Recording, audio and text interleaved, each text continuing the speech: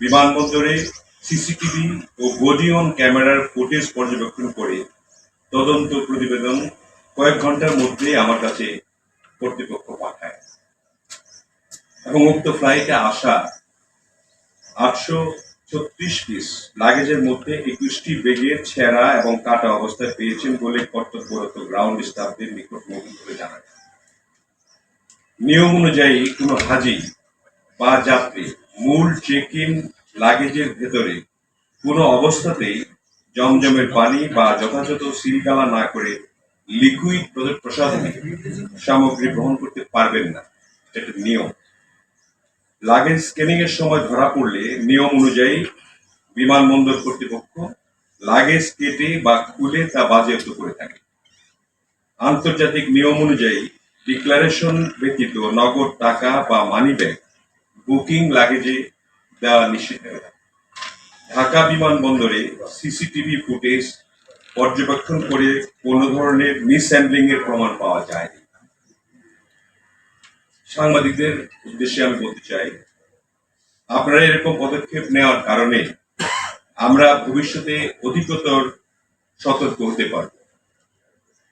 এখন গণমাধ্যম যে আসলে স্বাধীন তা আপনাদের কাজে পরিলক্ষিত হচ্ছে, এই জন্য আপনাদেরকে আমরা ধন্যবাদ জানাই। তবে সমালোচনা গঠনমূলক হওয়া দরকার। বর্তমানে সরকার সকল স্তরের সার্ভিস উন্নয়নের জন্য প্রতিশ্রুতিবদ্ধ, আপনারা জানেন। আমরাও কাজ করে যাচ্ছি সেইভাবে, আপনাদেরকে সাথে নিয়ে কাজ করছি।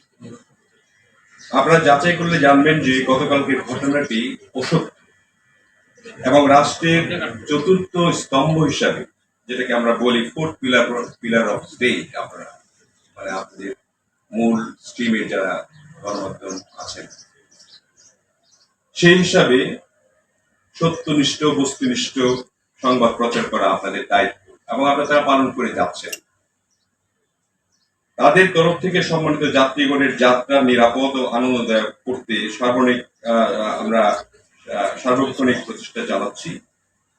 আমাদের এ বিষয়ে যে সামাজিক যোগাযোগ মাধ্যমে যে বিষয়টি অসত্য প্রমাণিত হয়েছে তার একটি প্রতিবেদনও আমাদের বিমান কর্তৃপক্ষ দিয়েছে এবং তার ফুটেজ, ভিডিও ফুটেজ যেটা আছে সেটাও আমাদের কাছে আপনার ইচ্ছা করলে দেখতেও পারে।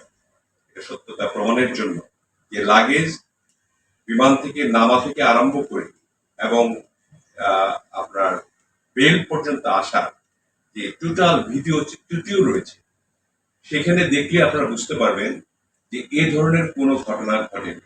লাগেজ নামানো হয়েছে, আনা হয়েছে এবং জেনে খুশি হবেন আপনারা 13 মিনিটের মধ্যে প্রথম লাগেজ এসেছে এবং 1 ঘন্টারও কম সময়ের মধ্যে লাগেজগুলি ডিস্ট্রিবিউশন হয়েছে। এবং আপনারা এটাও জেনে খুশি হবেন যে এবার যে 78,000-এরও বেশি যাত্রী আমরা হজ যাত্রী আমরা পাঠালাম নির্বিঘ্নে, কোনো ধরনের ত্রুটি আমাদের দেখা দেয়। আমরা সুন্দরভাবে, এমনকি এখানে যে আপনার ইমিগ্রেশন, রসুক কার্ড, খাবার দাবার এগুলি সহ এমনকি শেষেই মাননীয় প্রধানমন্ত্রী নিজে গিয়ে হাজিদের সঙ্গে বিমানে কথা বলে